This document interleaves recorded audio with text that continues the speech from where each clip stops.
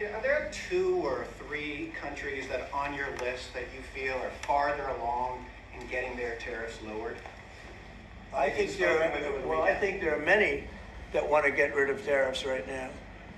European Union, I mean, as badly as they've treated us, they've brought their car tariffs essentially off. I guess they brought it down to 2.5, and I hear maybe to nothing. But it's not only tariffs, it's non-monetary tariffs. It's tariffs where they put things on that make it impossible for you to sell a car. It's not a money thing. They make it so difficult, the standards and the tests. They drop a bowling ball on the top of your car from 20 feet up in the air, and if there's a little dent, they say, no, I'm sorry, your car doesn't qualify.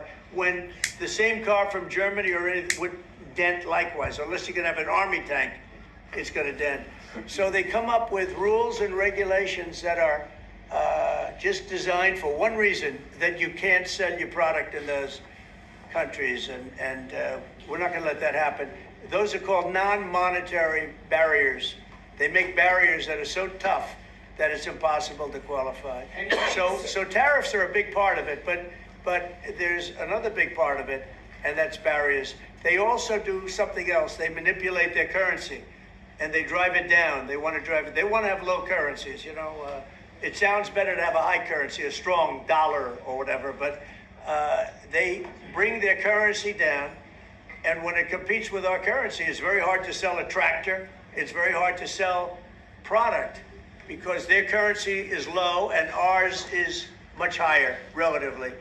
And so it makes it very hard. I speak to a lot of companies that do business, tractor companies, and they say it's so hard to sell because what they've done is they've lowered the yen, or they've lowered the yuan, or they've lowered their currency, so that it's very hard to compete.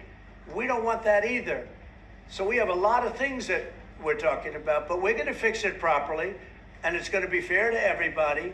And in the end, I think we're going to have a world that does a lot better, but they have to respect the United States. And nobody but me would do this. Nobody but me would do this. It would be nice to serve, a nice, easy term. But we have an opportunity to change the fabric of our country. We have an opportunity to reset the table on trade. We lose billions of dollars. We lose close to $2 trillion a year on trade. We lose $1 trillion a year to China. $1 trillion. We lose hundreds of billions of dollars a year on trade to China. We lose hundreds of billions of dollars overall, probably close to $2 trillion. Why would we do that? Number one, why would we do that? And then you have to say, is it sustainable? Then you hear about all of the people that say, well, deficits. If we have a deficit with the country, or if the country has a big surplus with us, like China has a massive surplus, that they take and they spend on their military. Well, we don't want that. I don't want them to take $500, $600 billion a year and spend it on their military. I don't want them spending money on their military. And I shouldn't have to spend money. We shouldn't have to spend it either.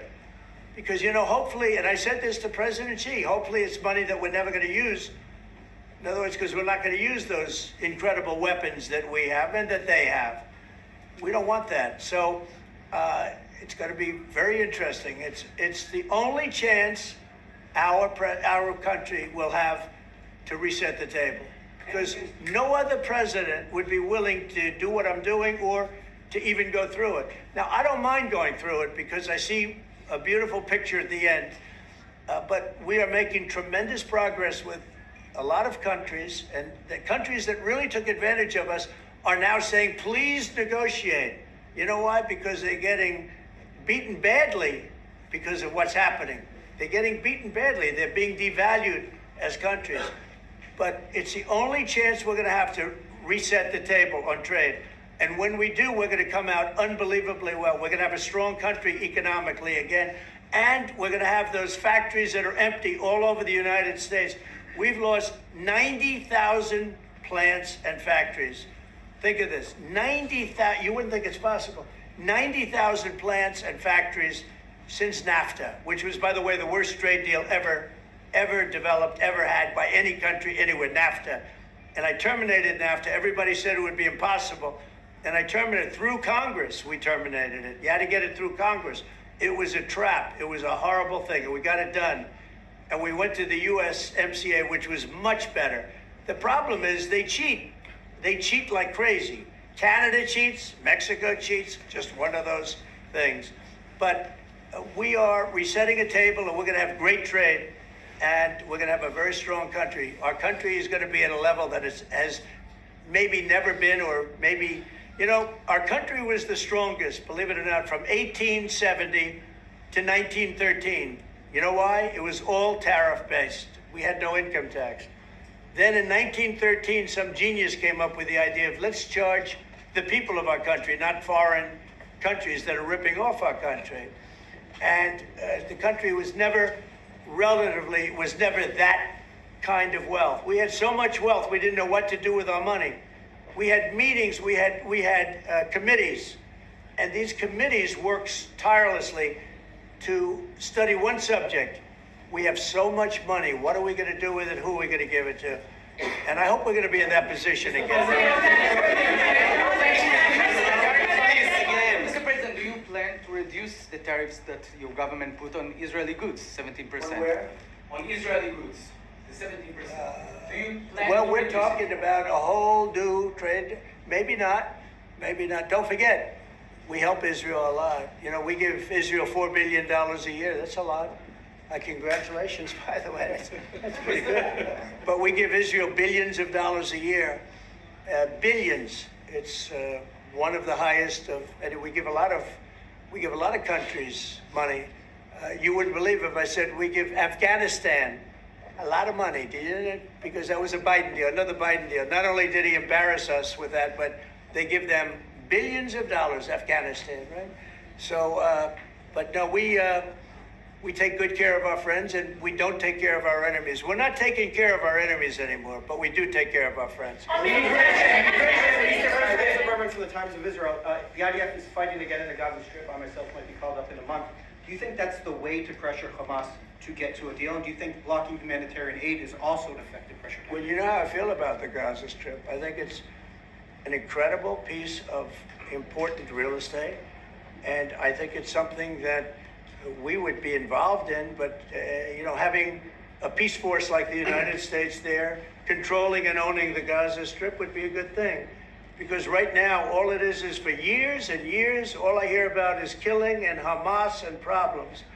And if you take the people, the Palestinians, and move them around to different countries, and you have plenty of countries that will do that, and you really have a freedom zone. You call it the freedom zone, a free zone, a zone where people aren't going to be killed every day. That's a hell of a place.